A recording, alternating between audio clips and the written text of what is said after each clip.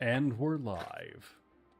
All right, guys, we've been doing some testing here tonight. This is our first episode of, actually, not even our first. This is a pilot. Okay, this is just a test. This is It's our only a third test. test, I think, right? The third test. Yeah. Third Something test. like that, yeah. Third test. I think we're good. We got all squared away. Yeah. Well, listen, we're gonna see first because we need to see. We need to make sure people. It's up. It's up. Okay. Yep. Great. Perfect. Okay. Okay. All right. So the pilot for the God Job. I'll do the quick log line here again. In the shadow of a God King's empire, a band of unorganized criminals gambles everything. I said criminals gambles everything. I don't know. That's kind of like a double, plural possessive. Okay, let's take it from the top. Take it from the top. Take it from the top. Take two. Action. Oh, hold on. I gotta start from the beginning. Anyway, so the campaign, the campaign is called the God Job. Essentially, the idea is there is a number of mismatched criminals, rebels, and I guess anti-establishment people that are working together to pull off a heist that is called the God Job. I'll let you guess what the heist is based on the name of the campaign. We're going to be starting out. The party has been playing off and on, for a little over a year now. There's some history here, but I think we're ready to do the campaign. A little bit of a, actual launch here. So here's our pilot. The group is currently on a Zeppelin. The tech is basically kind of like Magitech meets 1920s. And they are flying in a Zeppelin towards the center of the city where the Spire of the God King is.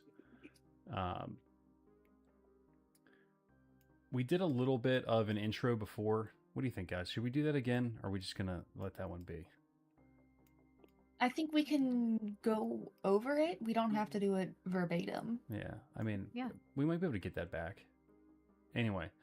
Well, if it's still like available to the view for you, then you can just it's not. take it's that, not in there. splice it in. Oh, it's not. Oh, Yeah. it's gone. It'll Oh take a no. moment. Yeah, it is just like my brain. But who knows? Maybe it'll come later. Sometimes YouTube likes to do that. It'll pop up. Those later always on. are the best times to, Yeah, later is always the best time. Anyways. Try not to get us demonetized in the first 5 minutes. Yeah. Like, oh no, these guys. Next. All right. So let's start off with Rosie here. Tell us a little bit about the campaign and your views on it. Let's see if we can get back that energy. Yeah. that we had the first time through. So what interests me most about the campaign and about this homebrew setting that we've created together is the potential for political intrigue and there's questions mostly about the spiritual ramifications and ethicality of using devotion to a deity as a source of currency and like literal power to power buildings. Yeah, energy. There's interesting things in there. There's interesting things. Yes. Oh yeah. Keep it vague. Keep it vague. All right, Ron. I mean, Thaddeus. Hello there. Hello. All right. Yeah, I think that the thing that intrigues me the most is that, as I said, is the almost like the layers, as one of the other players said, that it's almost like a layer cake of different socio-economics stacked on top of each other, almost like the lowest people are in the lowest part of the city, all the way up to like the posh people at the top. And it's interesting that most of the characters seem to come from different parts of the city and different layers, and how they've kind of melded together to become one kind of overall example of the city as a whole. Yeah. Obviously, we just did this. We just mentioned it. Tests. But yeah, the city is kind of modeled after the 40K hive cities, and or Sharn, Judge Dredd, whatever. You kind of have your stratification. Yeah, your stratifications of the city, where everything's broken down into layers, socioeconomical classes, access to resources, technology, etc. And the actual like breakdown kind of works in a way that the oppression kind of filters down, and the power just kind of filters up. So yeah, I'm definitely a huge fan of that. I hear the beeps going off over there. Oh, look at that. Forget trickle down economics.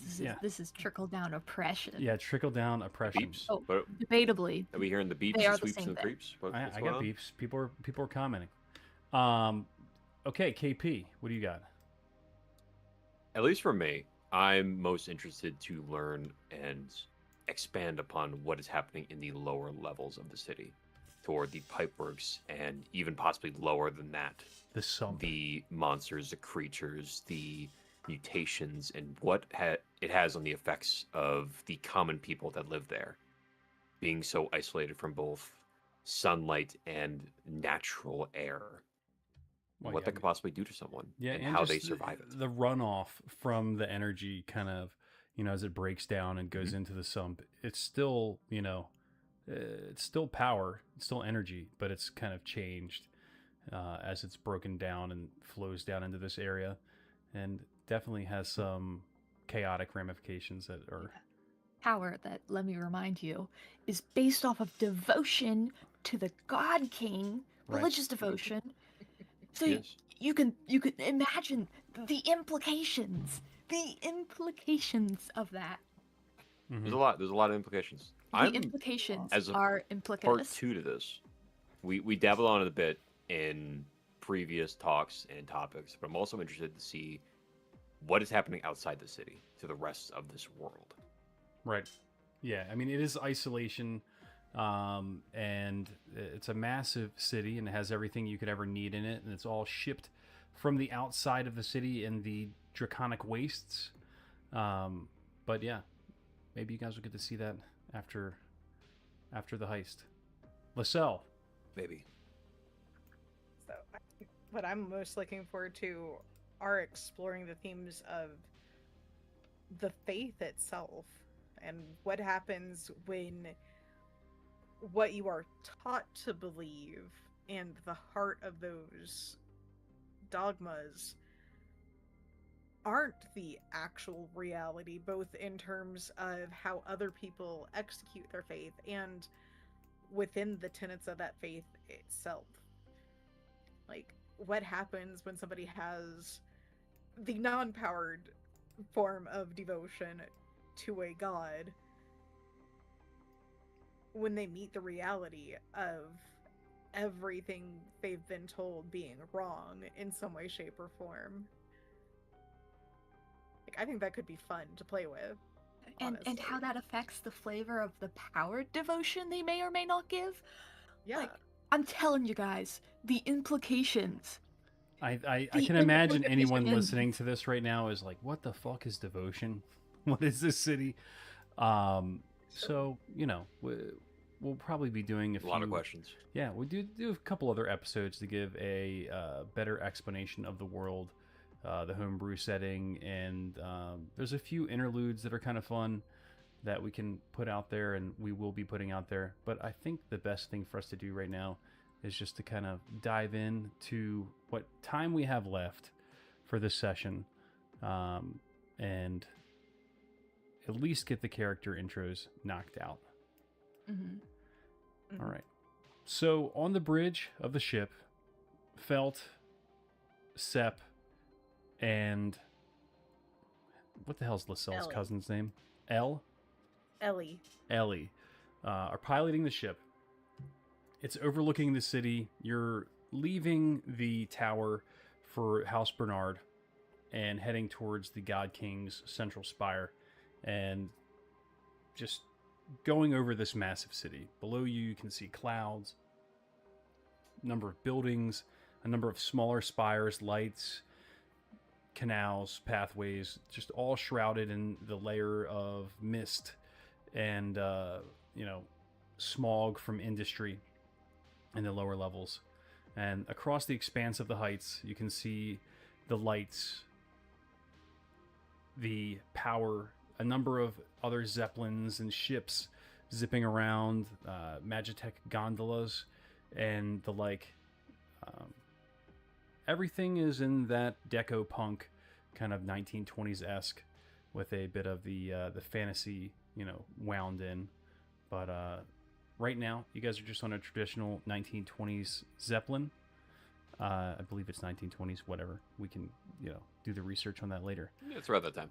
Yeah, around there. Felt is the navigator and comm specialist, and as he is in the deck, the bridge, I'm sorry, he's going to be stepping back towards the back deck, and you'll see him step into the side office for a short period of time. For those of you that have a view of that area, he'll be stepping out a couple moments later. You can hear the hard boot soles of his shoes as he moves towards the central dining area where a few of you are already located. I guess let's start with Thaddeus, who is closest in proximity to him. Felt is going to look out across the dining area, which is a well-appointed, lush carpeted dining area with like a strange, almost peacock red pattern running across a dark green and plush velvet seats and 4 dining tables set for fine dining.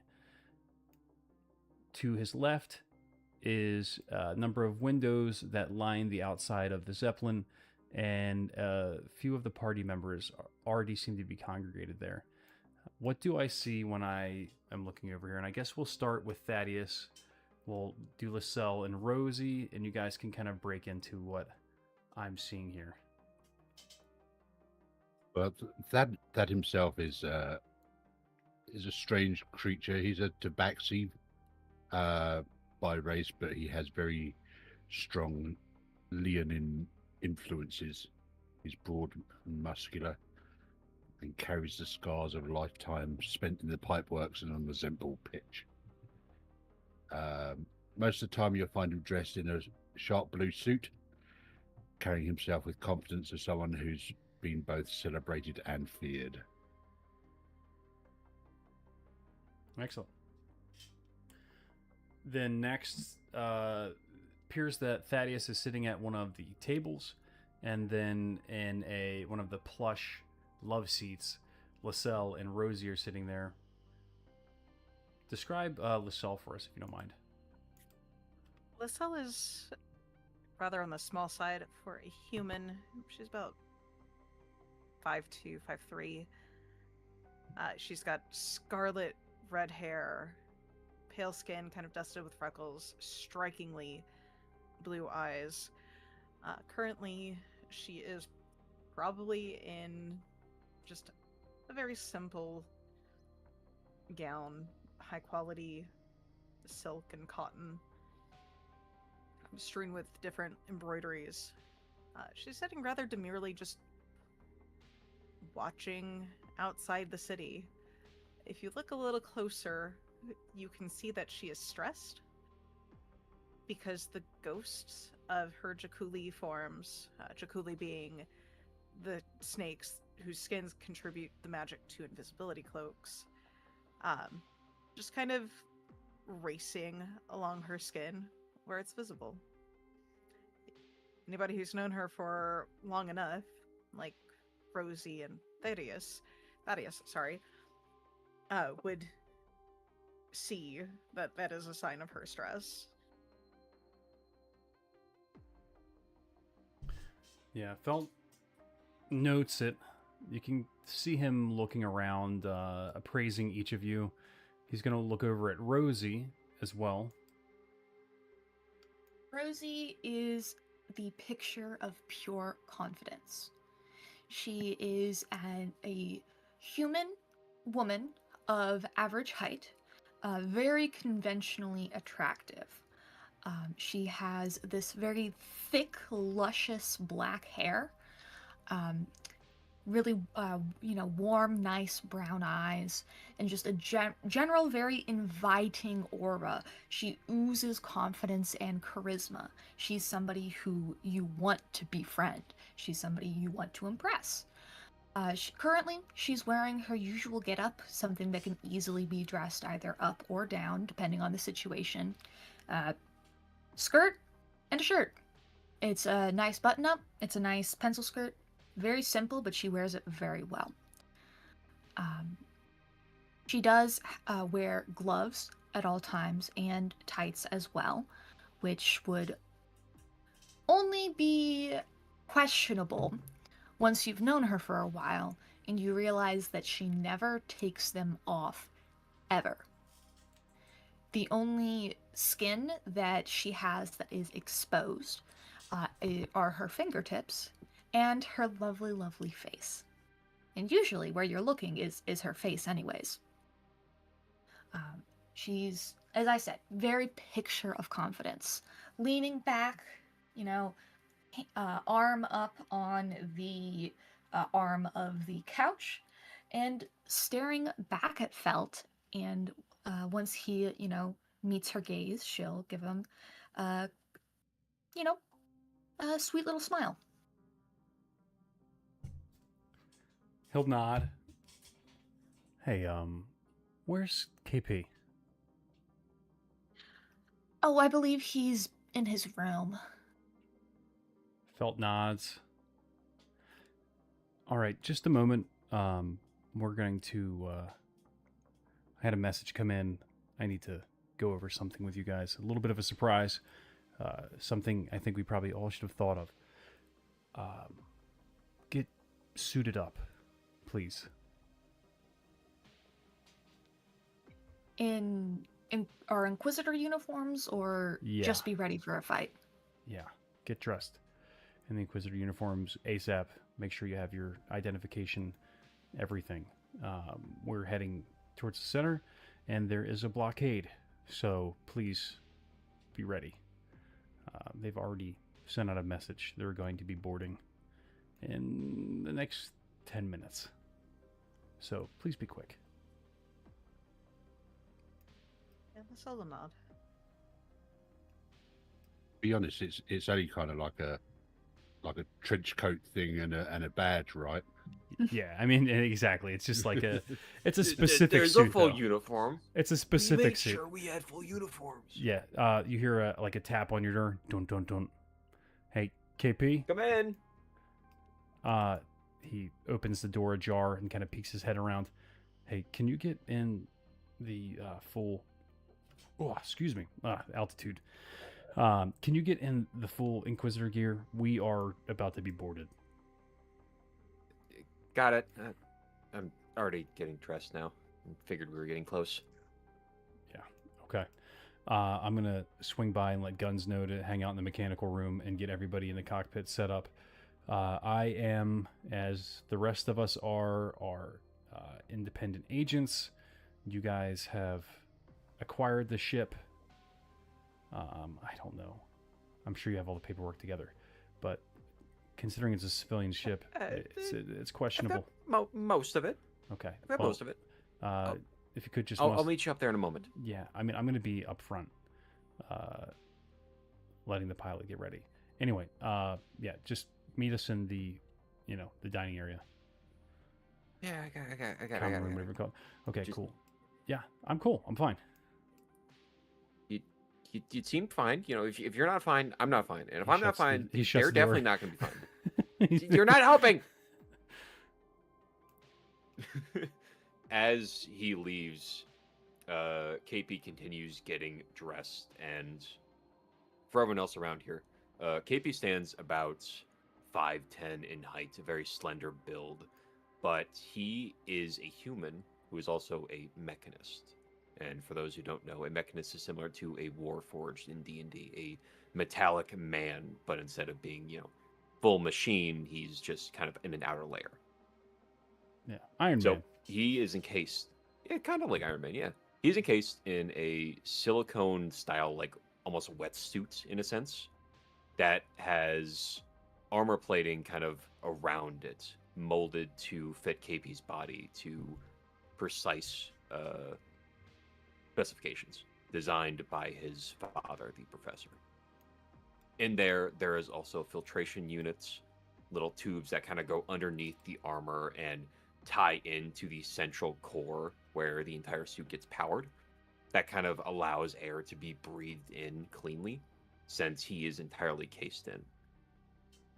It's a very silvery, metallic look. But besides that, he wears normally a very simple white button-up shirt with small little stains of both grease and liquor for his time working at the silver lining, the part that he usually tends. As well as he also wears just simple brown slacks with matching darker Oxford shoes and a belt. But as he finishes kind of getting the full regalia on, he tightens his tie around his neck as his breathing becomes a little heavier as the exhaust and the filtration gets caught up in the heavier fabric that is now encasing him. As he steps out into the hallway and moves his way up to meet everyone else. Thaddeus is going to get changed there and then, right in the... Oh my god! There is rooms for a reason, Thad. Cover! We don't have time. This is not where She wild herself- things are. That kind of shrugs it off. He's used to in the past of just changing in team rooms with everybody else, so it doesn't really bother him in the slightest. He's just putting his uniform on. Just shedding his fur. Unzipping his fur and stepping out of it. Yeah. All right. Yeah, I'm gonna go ahead. Everybody ready? As ready as we can be. Okay. I think so. Everybody give me a disguise roll with advantage. So if you don't have disguise kit, make it just, roll performance or some other, kind of performative roll or craft style roll that would, fit this. Mm-hmm. And to double check and make sure, to roll disguise kit, it would be charisma plus proficiency bonus, right? Correct. Okay, in that case, I will simply roll a persuasion. Would you allow me to roll a sleight of hand? Says I can't really fix my face, but I can fix the outer clothing. Yeah, I don't see why not. I mean, I'm not trying to beat you guys up on this one. Like, for instance, Thaddeus, he rolled perception. You can look in the mirror. Doesn't matter. I rolled in that one. KP. You have advantage. Man. You have advantage. Yeah, you get I got advantage. advantage? Okay, good. You guys have prepared Great this. start to it. Also, bear in mind that that thing. before the campaign started, we actually did have rolls for the quality of these items, and they were really high. So whether or not you dress yourself well, the suits are real. The identifications seem to be very real. But we're just having an idea of what your preparations may be here. I'm still Should we, struggling with the Should we walk. take some places as well? So like the Yeah, cells at the back look natural. on that wall there, and then basically probably I'm in the front here, probably KP to one side of me and Rosie to the other, so that basically if they need to get through to her, they need to come through one of us.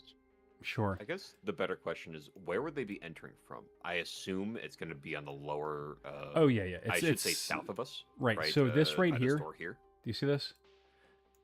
Oh, the ladder. Yeah. Yeah, the little stairwell there. Yeah, they're gonna be coming from lower deck. All right, so as you see the ship approaching, you see a large Magitech vessel, much higher tech than what you guys are on. I would say it's still skinned with the same exterior look that you are used to, like almost chrome, but sepia toned metals, smooth, streamlined edges, square and blocky, but everything's still kind of rounded.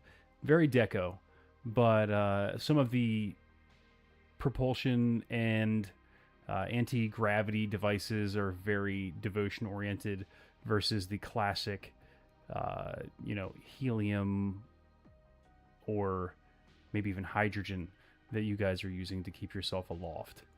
Okay, so they don't have the silly little balloon on top? They don't have a silly little balloon on top. In fact, Damn it. they are docking directly below the ship. You feel a small thud as the ship is pressing against the bottom of the vessel you guys are on right now. There's a small engine room, almost like a crawl space, that runs directly below the area that you're on right now.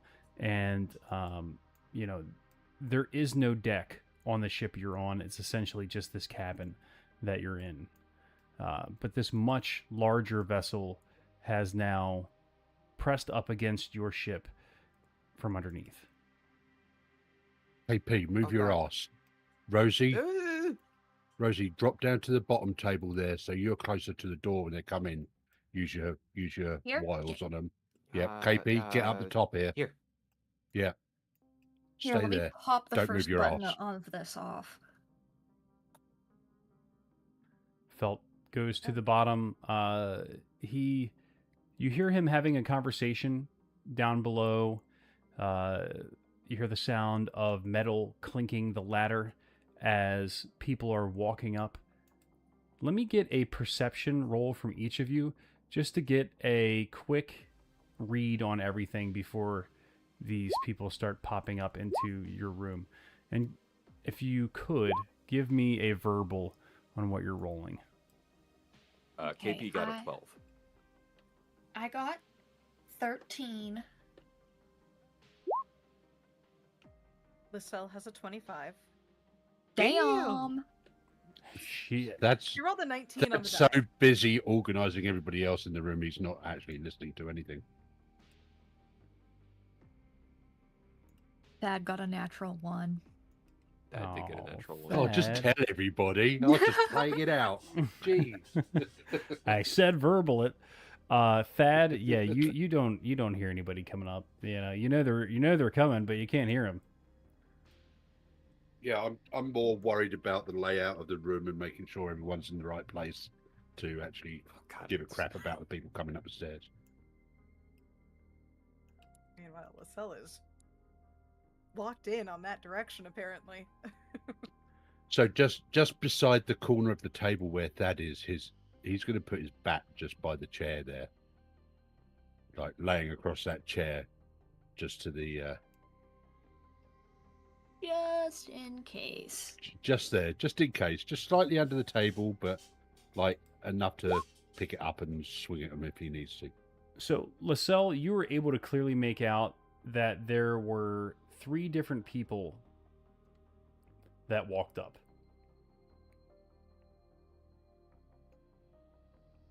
Alright.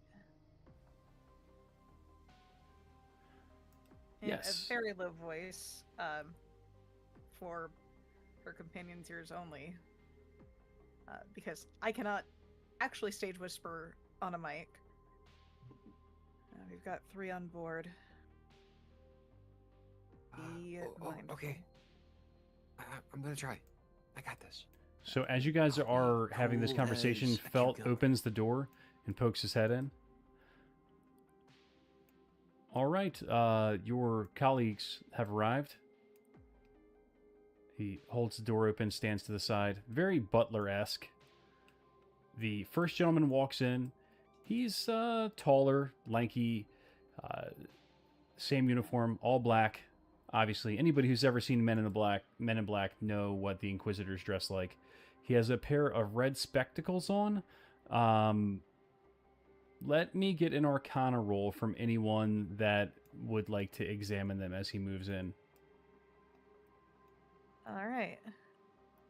I'm good.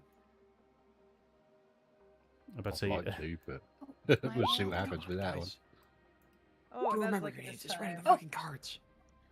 okay. Was that you, Rosie? 13 for this. Okay. I accidentally rolled twice, and both of them are 10. Yeah. Lestelle has a 13, fortunately, out of all of us, at the very least. Tad's eyeing up the glasses, thinking he would like a set of those. He's like, those are cool. So the first guy walks in and coiffed hair, a little bit of salt and pepper going on, bigger tie or cravat, whatever you want to call it, tied very thick, double knotted around the center, tucked into his buttoned shirt all the way to the top. Very clean, very neat. Definitely somebody who takes a lot of time to work on his appearance. Steps in.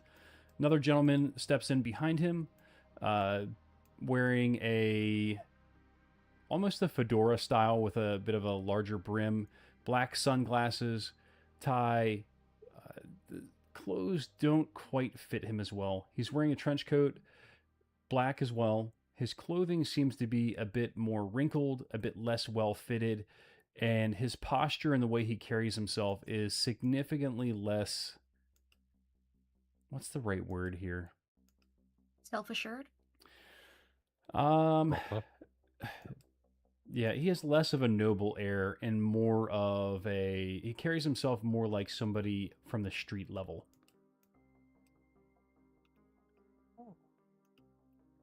Words are escaping me So- now, but you know what I mean. Mm-hmm. Yeah. The one with the red glasses sits down at one of the tables, and the gentleman with the black sunglasses and hat stands in the center of the room. All right. Do you guys Hello, have? gentlemen.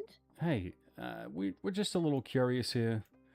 I mean, obviously, there's a number of us have commandeered vessels for everything that's going on downtown today. I'm sure you guys have been made aware. And he looks Yes. around the room. You can't see through his sunglasses. They're not mirrored, but they're so dark and black you can't see through them. Yes, we've heard a little bit about what's happening downtown. No concrete details, though. Do you have any information you can share with us? Yeah, I mean, let's not put the cart before the horse here. If you guys could each give me your, and he walks over to the center here in front of Thad, your identification. I'll look down at him. As Thad's not sitting down, he's like standing up, almost like in a Right. protective stance of Lacelle behind him. Like she's the boss. Oh, that's right, Lacelle. Bit You're like- not even in garb. I think Lacelle is just Lacelle, if I'm not Right. mistaken. Yes. He checks your stuff, Thad. As we've already established in previous sessions, it's of quality. KP. Yes. Yeah, mechanist. Yes, sir. Agent Wallace, here to help. As KP will hand over his card.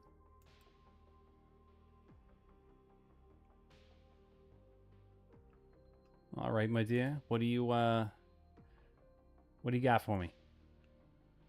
Lily Thorne, and she'll hand him her card with a little bit of a flirty smile. A little bit of a flirty smile. Enough to be professional about it, but also enough so that, it's kind of obvious. Roll persuasion. or deception.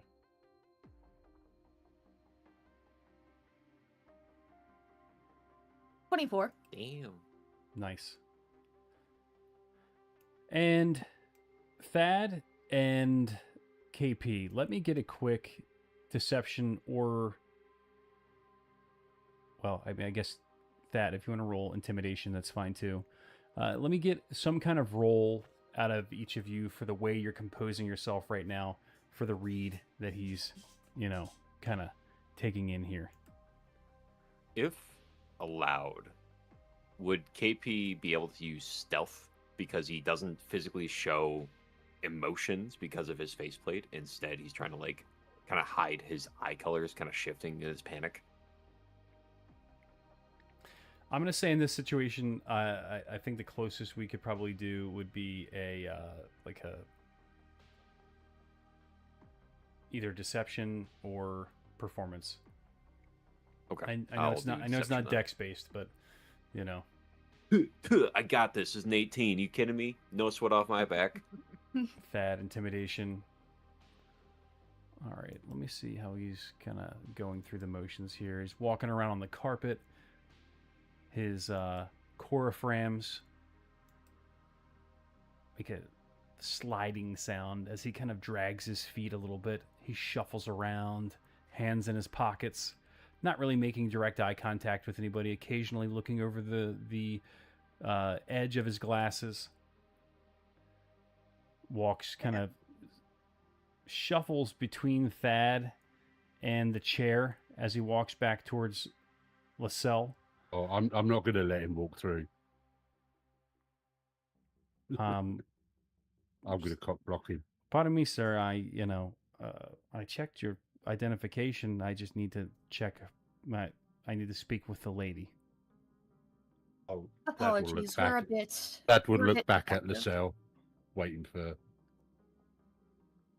her to give me the nod to move out of the way. She'll nod. She has composed herself by this point. He'll move out of the way. She's Then. just has her hands demurely in her lap, her signet ring in clear view on the hand on top. He notices it. He pulls up the chair at the dining room table out a bit, kind of squeezes into it in between the table, his arms tucked into his sides, his hands and elbows between his knees as he slouches over to talk to you. His breath smells distinctly of cigarettes and coffee. It's a powerful odor, though it's not necessarily a dirty smell. It's just a very concentrated smell. This guy smokes a lot of cigarettes, drinks a lot of coffee, and it just emanates from him. Now that's a man. Pungent. And cologne. With Lascelles just passive alone, she's got a 21 passive perception. She is trying not to make a face at the pungency. You know damn well that man wears Car Noir. See, okay, player likes that smell. I don't know if I like it underneath all of the cigarette smoke and maybe stale whiskey that this gentleman is getting. But she's definitely spray some Febreze on this man. With your passive and your perception roll that you rolled earlier, you definitely smell a bit of stale whiskey on this man's breath. He's been dipping into a bit of the sacrament when no one's looking. No. She definitely sits up a little straighter. She is despite being tiny comparatively, she's sitting down, she's smaller than average height. She somehow still manages to look down her nose at this gentleman. She's kind of fully representing her house. She looks like Lord Calderas at the moment, at his most haughty, a little bit more toned down, but she definitely has that family resemblance going for her right now. He looks up from you and looks back over at the other gentleman standing out of his chair, pushing it back in the adjacent dining room table.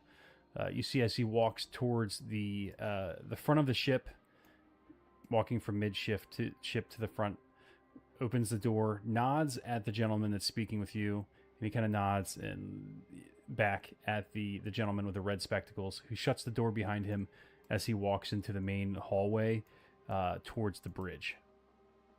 Oh, fuck, Allie. All right. So I just have a couple questions here. Is apparently the ship manifest shows that this is Lord Bernard's ship. Is that correct? It is. There. We've had. Wait, hold on. I'm sorry. Can I speak to the lady? You know, I'd rather hear it from her. My apologies. So he'll nod briefly at Rosie before turning back to the gentleman. That is correct. I am borrowing it from Lady Grace. I was helping her to arrange a few things in Lord Bernard's untimely demise. Oh, yeah. I'm no stranger to tragedy, if you can remember. I do remember some of that being in the broadsheets. My most sincere of, condolences. So, all right. Roll a deception for me. Shit. You got this. I believe in you. Don't suppose I get advantage on this for everybody else being in the room with me. I'm going to give him I'll give it the help disadvantage. action. I'm going to give him disadvantage. I'm gonna scowl at him all the way through. Yeah. Okay. Go ahead. Roll your intimidation. And I'm also giving him disadvantage for Rosie's flirtation and previous interruption. Oh shit. Not good all around. Let's see. I got nothing I can add. I'm sorry. What? 4. Why does that say 9? Don't worry. He's not fucking getting anything today. We chilling. We good.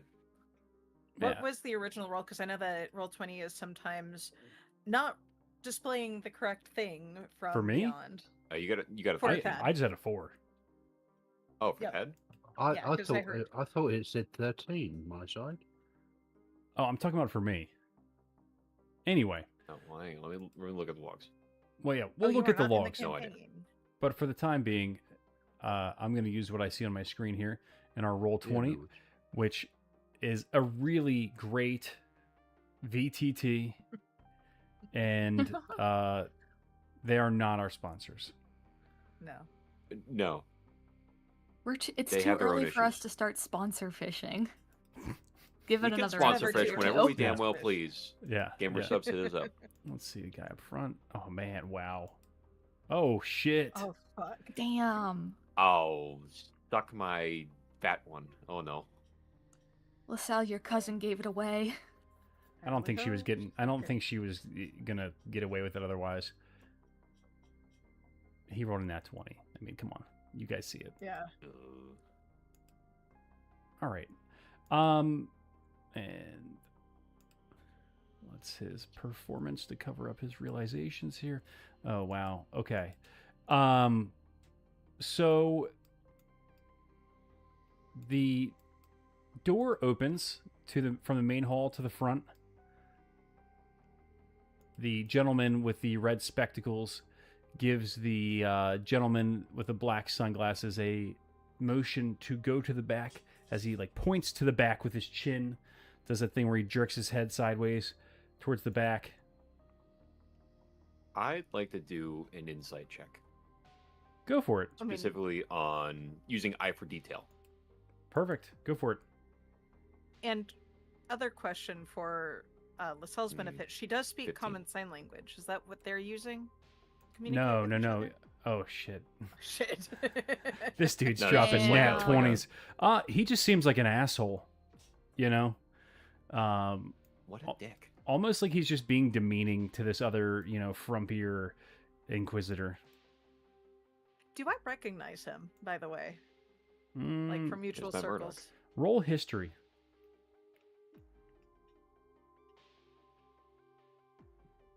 Nope. Is that But 2 for a total It of wouldn't matter. 6. Walks down to the back. All right, my colleague and I need to go and discuss our investigation. Obviously, Lady LaSalle, we apologize for interrupting your excursion. Where are you going, by the way? For the time being, taking a break. It's been a rather hard couple of weeks between losing my uncle, the explosion that nearly took my grandfather, or Stag Lord. She wouldn't say grandfather. She would say Stag Lord. Yeah. So, Losing. but Like, where are you going is what I was trying to figure out. And I apologize for asking. I don't mean to be so direct with you, your ladyship. But where, like, the location you're going right now? Is a lady in distress not allowed to just drift anymore? Well, Ma'am. KP like raises his hand immediately and like starts like kind of pushing it around. A word, please. Bless. She gives the agent a clear signal that he is being dismissed before stepping over to KP. roll Yes, intimidation. Wallace? Oh god, you want me to roll intimidation? Oh, poor girl. She is not intimidating. I'm okay if she fails this roll. Well, I mean, you did tell him that emotion did be dismissed, but it's actually kind of cool for her to like try to pretend to be an asshole when she's not. Oh yeah. 9. Damn. Oh no. He just kind of like sits there in the center of the room, plunging his hands back into his pockets. He's gonna sit down in the chair adjacent to Rosie, and just start talking to her. So go ahead, you guys, and have your conversation that you're having up there. Does Wallace or does KP speak sign language himself, or is LaSalle the I only speak one that thieves' speaks? cant. She does not speak thieves' cant. Okay. Thieves' Cant. Then I'm just gonna whisper to you. Thieves' Cant is essentially one of the forms of the sign languages that are used in the silent zones. So they all come from the same language. You guys would probably just have disadvantage on understanding each other, whereas one's like low and the other one's high. But it's all from the same deal where you're not supposed to speak or not able to even make a sound when you're in a silence zone. In that case, could KP, because it's a form of sign language in some degree, could KP use Morse code with his eyes, like kind of flickering? through the colors? No, No. it's No. gestures. All right. And also remember All right, that I tried. there's a very observant person that's in the room right now with you guys. So if you're Yeah, you acting getting me? suspiciously, He's being distracted by the lovely Lily. yeah, okay. Well, let's see what you guys try to do up here. She will. That's just Turn. lining himself up just in case he has to just go like barrel into this guy and take him down to the floor. Look, I didn't want to make a huge scene, but could I be excused to go to the restroom? You don't need to ask my Please. permission for that. Well, I Please, figure given go. the scenario that okay, great, okay. KP goes running out. So a small goblinoid man wearing suspenders, a white button down, probably more of like a cream colored or aged colored button down, steps into the back and gestures for Felt to go back up front. Sir, we need you back into the front for the third pilot's position. It's we're having some issues with the propulsion. It's messed up. Felt kind of looks to the gentleman that is in the seat there and then locks the door on the lower door, that would be the exit to the room that you're in. And Sep locks the upper door to the room that you're in. And the Inquisitor that's in the room with you begins to look around in a sense of alarm. That is Dad, going to I slowly can't reach even down keep to him his chair. distracted. And Try that feminine charm. See how far you get. let's have everyone roll initiative. You know what? You guys are already on there. I'm going to add Sep. Add turn. I'm going to add Felt. You know what? They're not going to have turns. They're literally just going to be door holders. Well, Sep doesn't really need to hold a door, but we'll see. And this guy... Oh, wow. You're locked down there, KP. Oh, well, no. This was KP's intention, because KP is going to distract these two numbskulls from trying to get back up. Nice. Okay. All right. So... Well, you've got, what's her name down the bottom there in the bathtub? Guns. Yeah, right. It's Hey, my technically below cohort the is bathtub. Guns. You know, Guns that's a for them, yeah. really good, nice, gun you have there. And Guns comes bursting out. Okay. So we're going to move into more of like a cinematic style. Like I'm going to go through turns here. You guys are all going to have opportunities to kind of say what you're doing, have some dialogue, and move forward. It's not quite in combat yet. This is a Brandon Sanderson technique from his game. I really like how it works. We're kind of zeroing in on a different type of scene, but with a little bit more control on what's happening next. Okay. Rosie, you see Felt and Sep move in and lock the doors. Mm-hmm. My very first instinct is to use some magic. So I will use a sorcery point, as I am a sorcerer, to subtle spell this. So this spell will be cast without verbal or somatic components. And it is Detect Thoughts. Oh, damn. Okay. My intent is to see whatever the hell everybody is thinking. Are you able to use it on everyone around you?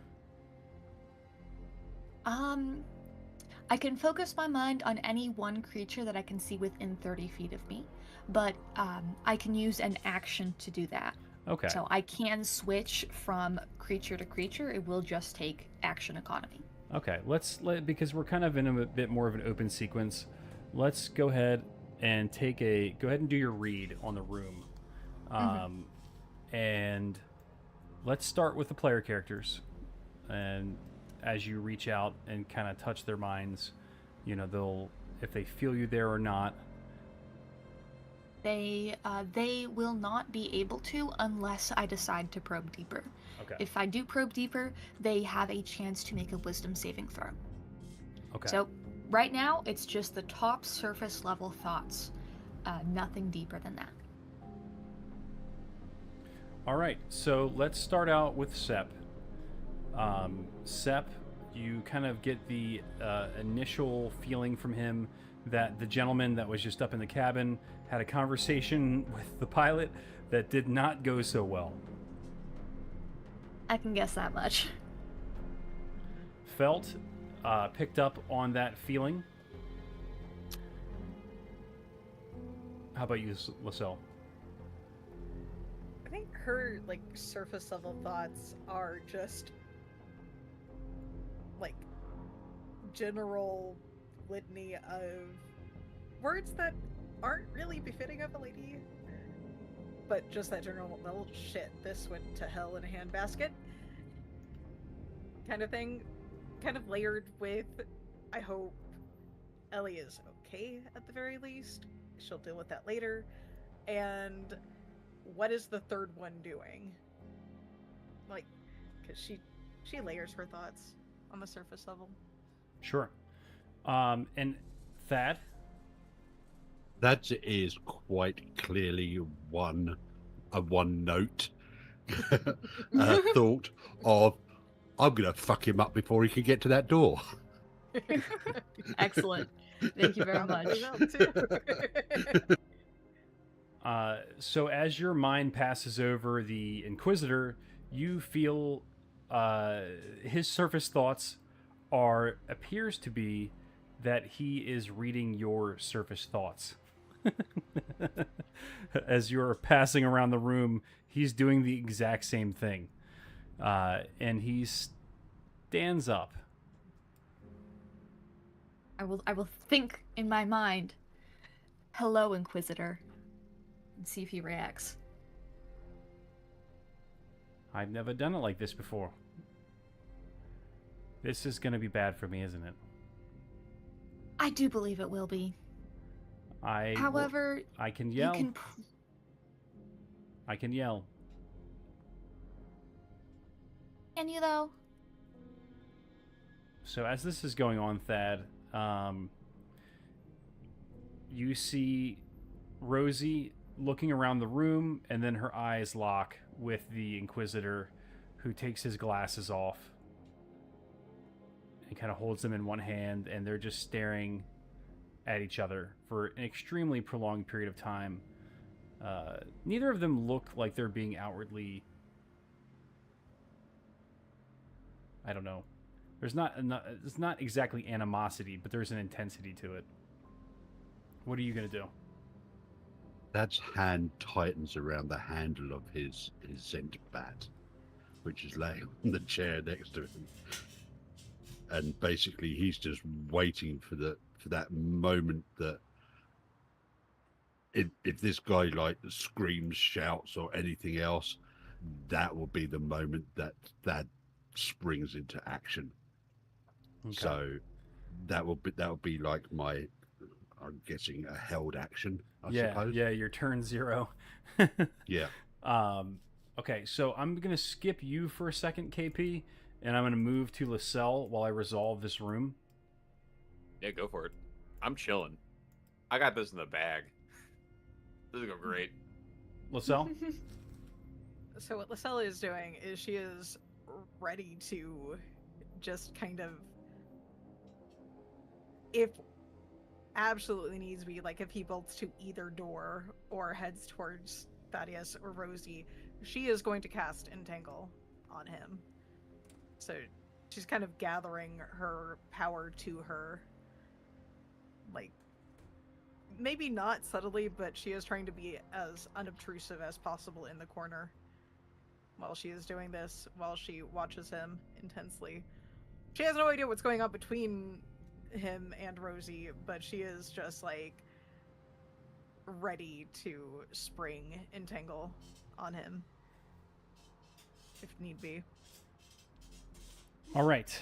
In the other area, KP, you've watched these two gentlemen, or actually the one gentleman, walk into the stairwell that goes to the lower deck, and then of course, to the porthole that they have, attached themselves to at the bottom of the ship. Did we get his name by any chance? No, you have not. You haven't gotten either of their names, and neither of you have asked for their identification. None of you have asked for their identification.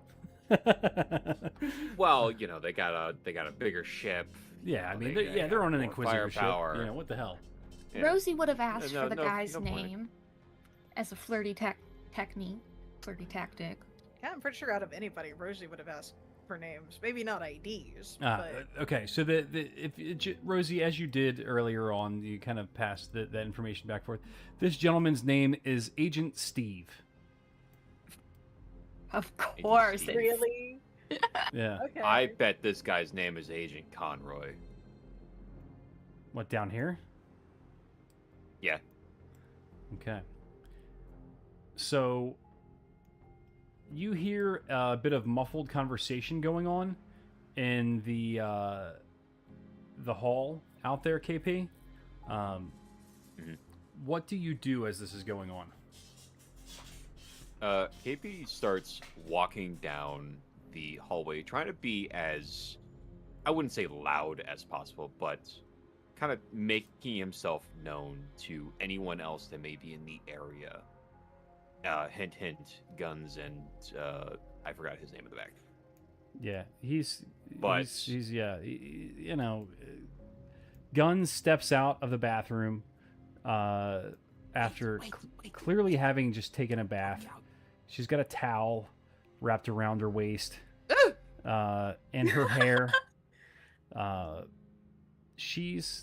So Guns is a Duragar technically, even though in this setting it doesn't have the same implications. She is like a grayish, cool skin tone with mottled patterns on it. She's very fit, jacked, and stout. Bright reddish orange hair with a dusting of freckles as well. A little bit of a pointiness to the ears. But yeah, definitely interestingly proportioned as most dwarves are. Hair up in a towel around her waist, but then still has like a almost like the normal, I don't even know what you call it, the rig that she wears. What is that called when you have harness? There we go. Thank you. The harness is thrown over her shoulder. Some of the tools are still on it. It's not on her. She has their bundle of dirty clothes under one arm, and then out of the back room, the boarding officer steps out as well, and they look at you. KP. Just hang on. Oh, damn. Look, we got 2 Inquisitors in there. And KP like points to the porthole. I really hope you can hear me whispering. Yeah, I can. There's 2 Inquisitors in there. Guns Perfect. walks up, and you see her reach into the harness that's on her shoulder, and she takes a small like shiv of metal Into the bathroom? and rams it into the what are you door. doing? Guns, what and the fuck? breaks it off What? in there. What are you doing? And from the other side of the hall, you hear, "Hello, hello," and then the door. Yes. You hear him turning the doorknob and trying to open it, and it like, Oh, I don't know what happened. The doorknob kind of just locked itself. I think it's on your end. Can you check your end? roll deception. God, what the fuck? I had a plan. Guns is they're basically like pittons. She's like pulling them out and like shoving them into the door. Got a 17. Yeah.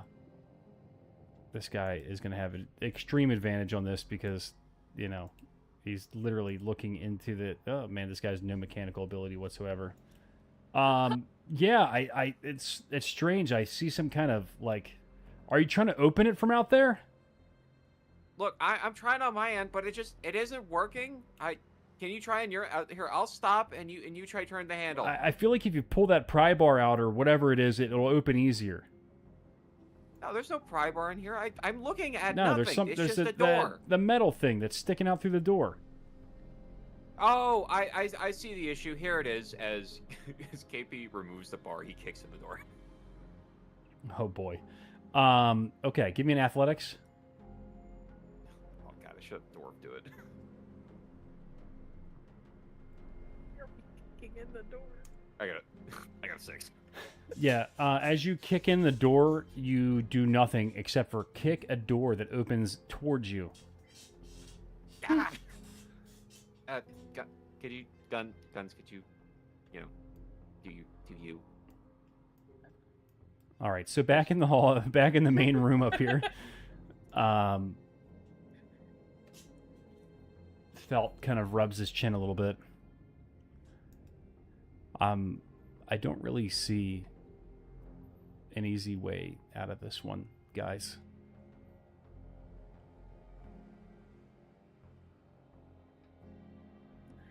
Well, I'm sure that Mr. Steve here can help us find an easy way out.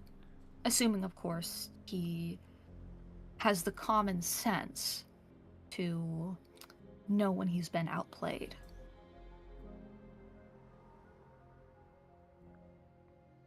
Roll intimidation or persuasion.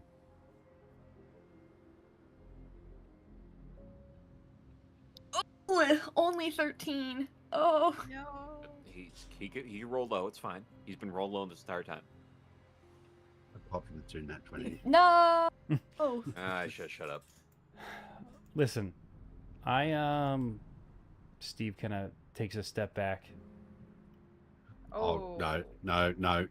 Look, hey, big guy. Hey, listen, I don't know what I don't. As soon as he steps back 1 square, Dad's going to step forward a square. Okay. He's going to match So him you need, square yeah, for you're gonna square. move. He's You're gonna not move getting- forward too. Then He ain't getting the distance because from me. yeah. As you move forward with him, all right. Also, Lysilva's prepping an entangle. I don't know what's going on here. I did not talk to him.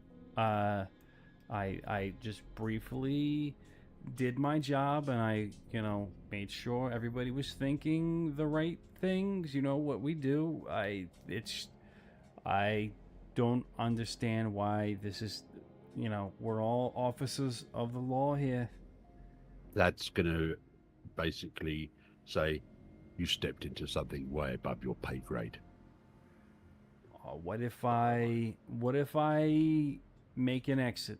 There's got to be some way I can convince you guys that this is not my game. Okay. Cut your tongue out. What? Cut your tongue out. Cut my tongue out. I mean, that doesn't matter. They can read my thoughts. I mean, Well, you get my point. There's no way we can guarantee that you won't go and do the stupidest thing you possibly could and go and He talk yells. to somebody else about this. like he And- yells at the top of his lungs and he pulls a gun out. That's when the entangle comes off. And that's That's a going to big chop his AoE, arm by off. the way. All right. So we will move into combat proper.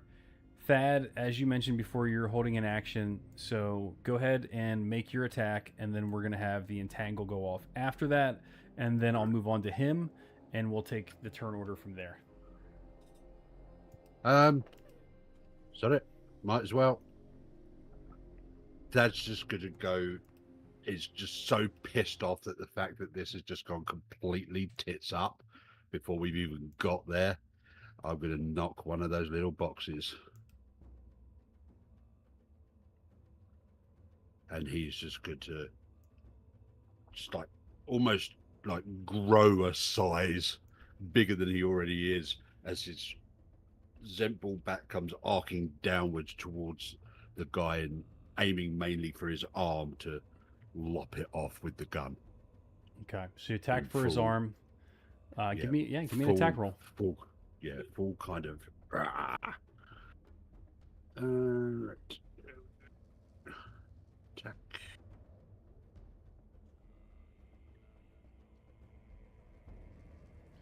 Okay. Is that your to hit right there? The first one, the That's 17? 17. Yeah, Yeah. So I mean, you definitely connect. and then I don't know why it does that both at the same time. It's advantage. I don't. Because- Yeah, it should be together, but Anyway, roll 20 does what it Alright. wants. Mm-hmm. And then 9 slashing. Okay. Yeah, you hit him. He definitely, kind of his arm kind of gets knocked back. It hurts. You can tell that you've definitely hurt him. Doesn't seem very sturdy. This guy definitely has no heroic blood.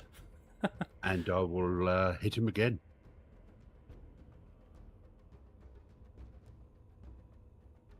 All right, hits again. So basically, he's like brought the Zempel back down and then just swung it across and gone straight again for the same arm. Yeah, I mean, at this point, you slap that arm. He's kind of like trying to fend off the hit as you're reaching in, and the pressure of him pressing his arm out with the pistol, trying to aim it at you as you're coming in, you collide with the joint of his elbow. The arm kind of snaps over and around the Zent ball bat as his arm just kind of like unhinges in the wrong direction, slaps around, and his arm just kind of like collides with his face with the follow through, and his whole body just kind of like goes sideways in the air as he careens into the chair and table across from him, throwing the silverware and the plates into this plush chair over here as he falls over, clearly unconscious, bleeding from the arm and the face. And let's see real quick. I'm gonna see if he can get a gunshot off if that's happening. Absolutely not. He drops the gun on the ground, and that is going to move up and stand on the gun.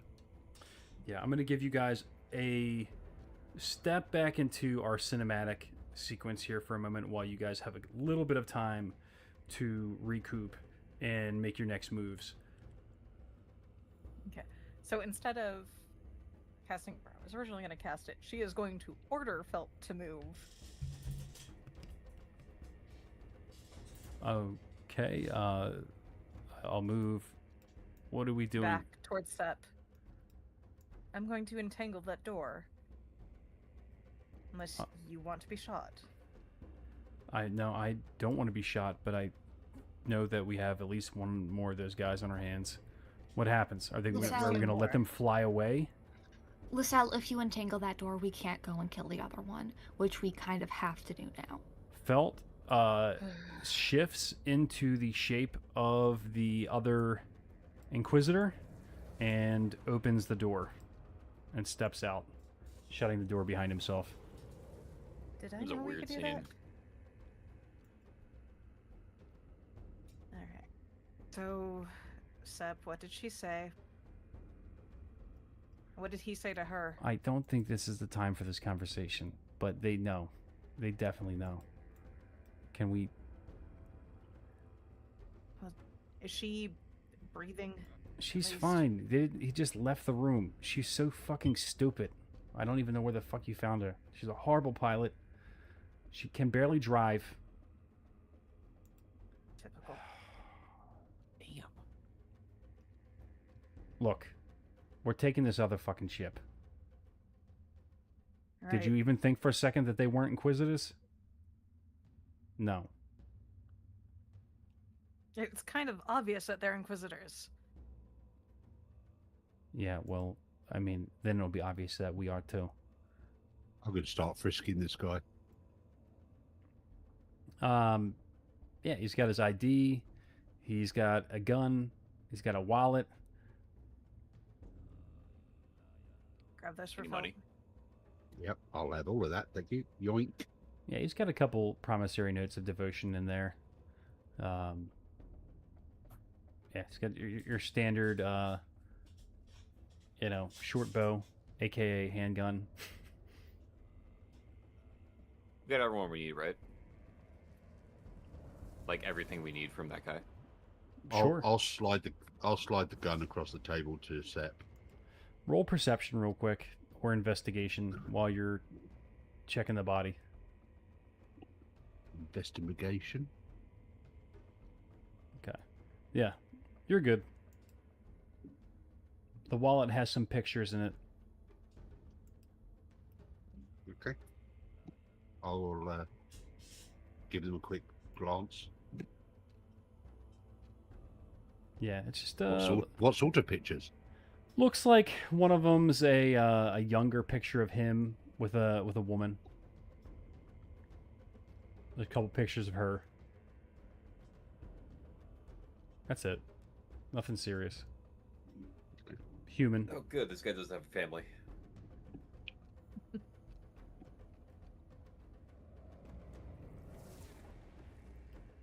No, that's not really that's mode of thinking. It's more like save my own skin time. So Yeah, Just he'll saying, we got pocket perfect everything window. else.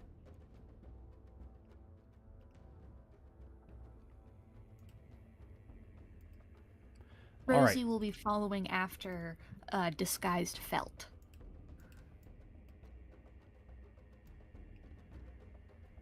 He'll look over and nod.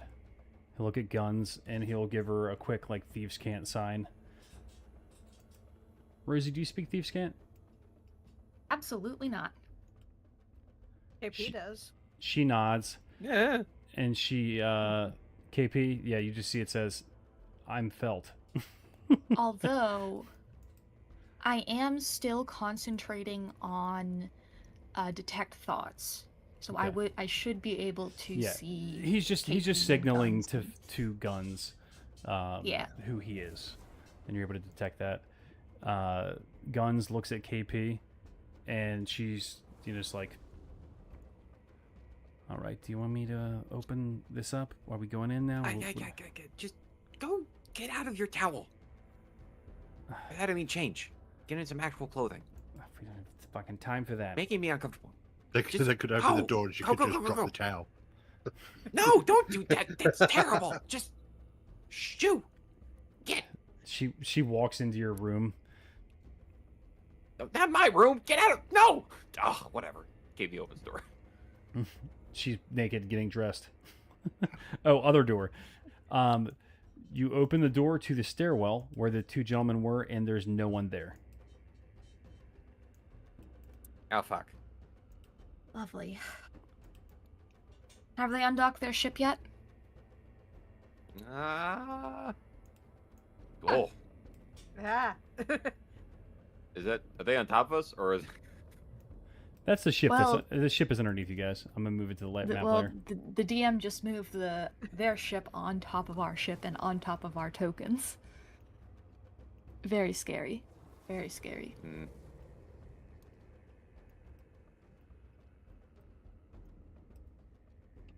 Jesus Christ, this is. This massive. is a much nicer ship, though. I do think we should steal this one. Belt, what's the plan? Probably be faster. I don't fucking know. Where did they go? Are they in there? Well, they went back to their ship, so if we're going, we're going. Because otherwise Yes, they're we gonna need to go. Fuck it. Okay, we'll get the others. I have no idea where I am at still, but she'll be following. Bloody. We'll say We that gotta this get their this deck right here is where you hop down as you come into the ship. Heh,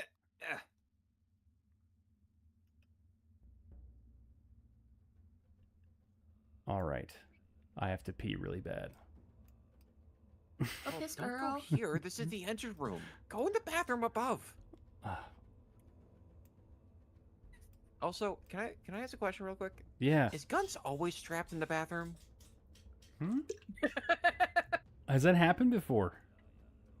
I don't know. She came out wielding a gun on her hip when she's naked. I mean, but this is She one was afraid her- instance. Oh, Lord. I'm going to be honest, KP. I don't think Guns is ever not strapped.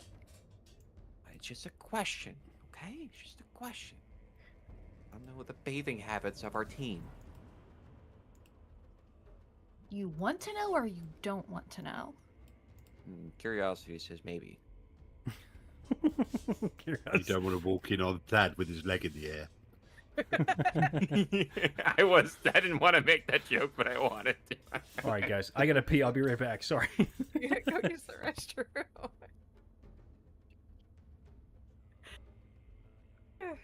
The cell is following, and Now I'm Probably. curious. What would everybody's see? bathing habits be? It's an interesting Okay. question. the cell's bathing habits are nice, long, luxurious baths, like in petals and milk and shit. And shit. A mineral oil soak. No, mineral oil. I wouldn't add the shit. Yeah, that's usually what you get down in the pipe works. Maybe a Not nice literally. squeegeeing with a buffer print. I think it's just like a oscillating wire brush for your crevices. Oh, don't call them crevices. Got to really make sure I deburr the systems. He's just got one of those buffer things that they buff out. You dense in metal. ever watch the movie Robots? Yes. Oh, man. Great movie. Wait, is that the one with the lady robot that with the Yeah. Yeah, that's the one. I've never seen that movie. I just know that robot You've lady never is caked seen as that? hell. Holy What shit, movie? it's a great movie. Robots. Robots? Yeah. Yeah, it's a Mhm. movie You about guys, robots. you guys will eventually learn this, but I've only ever seen 5 movies in my entire life. It is such We a need to good fix that. movie. Classic. Come on, Robin Williams is in there. He's one of the And voices. Who? Ewan McGregor. You say who to Robin Williams? Yeah. What the fuck, lady? Yeah. I don't recognize names. Give me a He character is a name or national something. treasure. He was like Miss Doubtfire. Oh. He was oh god, he's been in so much shit. Oh, He's a Jennifer comedian. Coolidge was Aunt Fanny. That's amazing. Yo, she was makes great sense. in the Minecraft movie. The Minecraft movie exists. Ugh. You've seen that movie, but not Robots? How dare you? First. Anyway, Get some we've got a culture very in your short amount of system. time Yes. to kill. Is the DM back? I thought he was. I think he is. All right. He was- Enough digression. Enough digression for Pilot. We'll come back to this. Hold this thought. All right. So, as you guys hop down out of the little boarding, I don't even know what the hell it's called. It's like a, Ladder. it's a ladder. Yep. As the ladder, what the fuck is it called? The boarding, what is it called? It's the The plank. gangway? The gangway. Thank God. The plank. Jesus. The plank. Yeah, the gangway, which happens to be a vertical gangway in this situation, is a ladder that kind of, goes up inside your ladder. You know what I'm saying? Right in the back door there. Anyway, just kidding. That's gross. You guys hop down onto the deck here. As you're coming down, you see these gentlemen running away from you. And let me give them little turn orders here. We're going to go back. Are they running? to- They're running north or south? This guy's climbing down the ladder. This guy is at the base of the ladder. How Where are far they going? down is that? Plan on going. How far down is that? It's 10 feet. It's a 10-foot ladder down to the base Oh, there. You okay. guys are there. He's on the same level as you are. Who is first? Rosie, you're here. Rosie. Yes. I'm here and I'm cool and I'm awesome. Yeah, we're in regular turn order here, so Oh, I'm good to go? full combat mode. What you doing? Okay. I can finally do evil things. Good. Do So, evil. red glasses Take guy. take the guy at the top, and I'll take the guy at the bottom. Never mind. Guy at the top. So, you have his token here right next to mine. Is that where he really is? Oh, wait, He's no, here. that's felt. No, No, that's that- don't that- hit yeah. All of these tokens are confusing. this one. He was felt, but now he's not, but now he's felt, but anyways, whichever one the bad one is, I'm gonna chill touch him. I'm gonna touch him. Okay. For 16 to hit, range spell attack for 8 necrotic damage. Okay. The creature also is unable to regain hit points until the start of my next turn. And if this guy just so happens to be undead, he also has disadvantage on attack rolls against me until the end of my next turn. Okay. And it's this gentleman that you can't see his face, or it's the guy with the red spectacles? It's the one that's on top because Thad said that. This one. No face. Yeah. No face. Yeah. The gentleman with the hidden face. Gotcha. All right. Mr. Peanut. Yeah, Mr. Peanut. Planter. Mr. Planter's Peanut Man. Yeah, Yes. so a 16 hits, and he takes 8 necrotic damage. Sweet. Excellent. Now, that was an action. I do not believe... Yep, I have no bonus actions, so that will be my entire turn. Okay. Get him, Dad. Get him. Question: Answer. am I still raging, or do I have to pop another square? So, I'll say that just for the sake of things here, we'll hold the same rage that you're in Okay. before, just for In that case, for now. that is going to just, with his movement, throw himself over the railing there at this guy. Cool. 10 feet, 2d6. Full body tackle. You guys both take 2d6 damage. You take half. Yep. Okay. Don't worry. He takes 3. You take 1. And I'm taking that he's underneath me now. Yep. Yeah. I mean, obviously, you have to end your turn on a different space, but for the moment being, you are on his square. Okay. Is the So that man would is that would only prone? be, would that be classed as 10 movement? No, because it's falling. It doesn't count. Okay. So I could roll to here, right? Oh, And yeah, then- you're right. Yes, it would be 10 movement because you moved 10 and then you fell. So, yes, you still have movement left. Whatever you would have left Okay. from your movement. So, I've got 45 movement, so I've got enough to stand back up again now, right? absolutely. Which means that he's prone and I'm not. I guess let's see. Will he be Because I prone just if you landed land on right him? on top of him. 360 pounds at 10 feet. Let me take in athletics. Oh wow, yeah, never mind. Nat I 1. wouldn't be surprised. I Yeah, wouldn't be surprised if he broke a leg. Yeah, you pancaked his ass, and with his Nat 1, yeah, we'll say he's prone, and So that does what to my my attack? Is that an advantage? you have or- advantage on his attack, and he has disadvantages on attacks against you. Okay, 15's gonna hit. Is that? Oh, that's a 13. All right. And damage wise, Let's see it. because he's prone, does he get? Nope, Any no extra damage? additional damage. That sucks. Okay, 7 slashing. Cool. Okay. So was me falling on him classed as an attack, No, or was no, that no, just my falling damage. movements? Okay, so I've got another attack then. Yep. You both took falling damage, so you your economy for that was taking damage for falling. 14. All right. 14 hits. Just. He almost I is just able did to double then, roll out of sorry. the way. We have what's that? /6. Sweet. 6. Okay. Yeah, you connect again with a nice slashing hit. Bludgeoning / slashing, whatever the fuck that thing actually does. It depends. I'm going for slashing right now. Sweet. So yeah, you connect, and you can see that you're kind of cutting him up through his suit.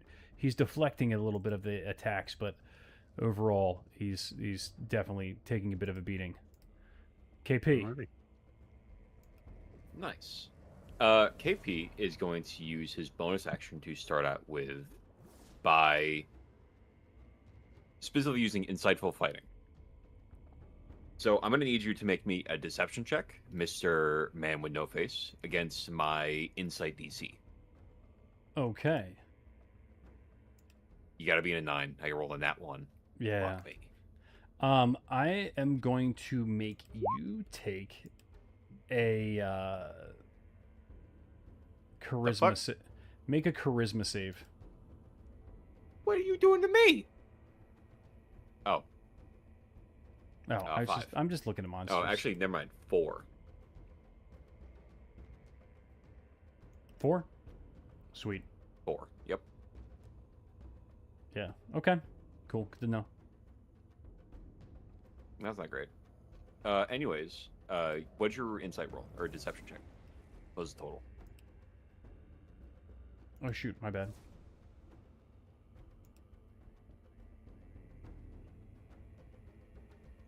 Was that 3 not part of it? There you go. Okay, so you pass. So I don't get advantage on this. Regardless, KP is going to press forward as he just starts kind of muttering, I'm really sorry about this.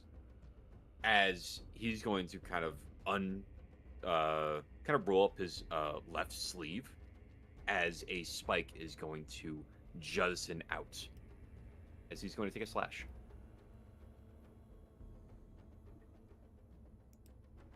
Okay, roll hit. Does a 13 hit.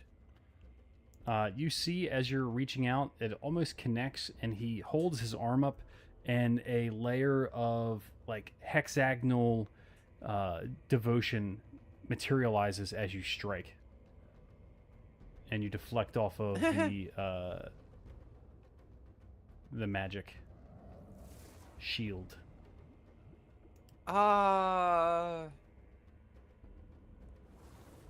Little help. That'll end my turn. This is where Lysel gets to have some fun. So the first thing Lysel does is just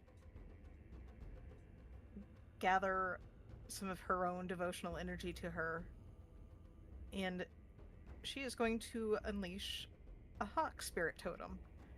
I don't have my assets for that anymore, unfortunately. So I'm going to just mark it with a pin if I can. Using the color for magic.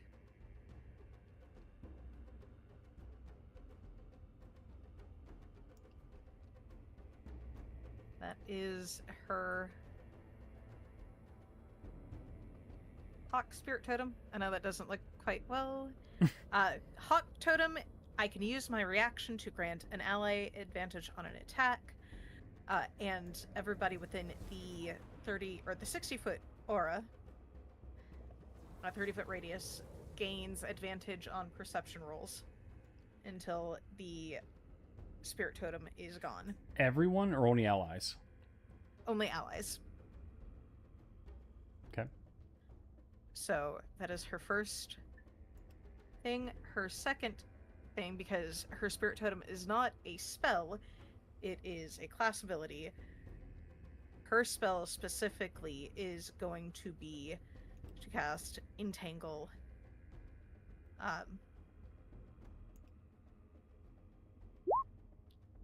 And she's going to cast it on this back half of the thing where I put a slash there. I probably should delete that. Cool. I'm going to actually put a box down there if I can. Because it's 20 feet. Whoa, okay, hold on. So kind of give me a description of what I'm seeing here as this is all going on. So, while I'm doing this on the map, she doesn't say anything as she sort of flings her arms open to unleash this hawk-like creature going forward. If anybody has seen World of Warcraft, it's Dragonhawk shaped. We're gonna have some fun with the descriptions here. It is very pale blue and glowy, and it will just kind of hover right above, so it should also give Thaddeus all of that good stuff too. I will have to figure out how to draw an aura on the map for at least my player visuals. And casting Entangle, you do hear her whisper words in Sylvan, just to kind of bind and hold. As plant life sprouts from the end of that platform, and I don't think it's a cube, it's just a square, so it is just the end of that platform, even though I centered the box over empty space. Sure. So what the gentleman with no face must do now is make a strength saving throw, DC 14. It is going to be rough terrain whether or not he fails, but if he fails, he is also held. All right, looks like he fails. All right, he is now restrained until the spell ends. You can use your action to make a strength check against that spell save DC, but unless he succeeds, he is entangled for the time being. All right. So I do say, unfortunately, I think we're gonna have to call the session here. You guys all got a turn, right? Before we cut this? Yes, Down here? Lysel is the last in turn order. Nice. Perfect. Okay. All right, guys. I feel like this was a pretty good start off for us to get into here. And next week we'll pick this up where we left off, and we'll be, kind of diving into the campaign moving forward here. Yes. Yeah. So great. Thank you for watching our extremely short episode. Yeah. Look, I know there was at least one person who wasn't us that was watching it. That's Stitch Eye. They're back. Yeah, so that's, well, there's at least 2 people watching that aren't us. Yeah, whatever. It's fine. We have an audience. Yeah, we didn't even tell anybody yet. So. I told people. Wow. Yeah, some things got spread out. Yeah, some people. Not to brag, but I told people. Nice, good job. That's great. For Cool. the love of listeners, I hope you did enjoy the pilot. Yeah, and we will Yay. pick up the The pilot. pilot that's going to get thrown out the door in the next episode. Right. You Wait, fucking bet. Ellie is getting tossed. 100% probably. Yeah. Look, I understand she's your cousin, but she was a bad choice. Look, So, maybe we if can y'all- keep her to make her peel the potatoes? Or she can just pilot the other We can ship that keep you her guys aren't going to at- be in anymore.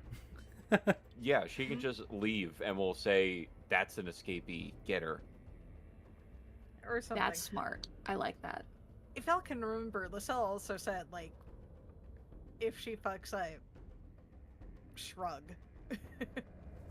She is attached to her cousin. She'll be very sad if something happens to her cousin. But mission over family Yeah. at the moment. Yeah. All right. Well, I guess we'll see where that takes us next week. And yeah, I'll see you guys then.